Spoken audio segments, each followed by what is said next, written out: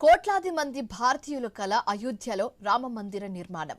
బాలరాముడి ప్రాణ ప్రతిష్ఠన తర్వాత అయోధ్యలో ధ్వజారోహణ ఘట్టం గత నెల 25న వైభవంగా జరిగింది. ప్రధానమంత్రి మోదీ పాల్గొని ప్రత్యేక పూజలు చేశారు.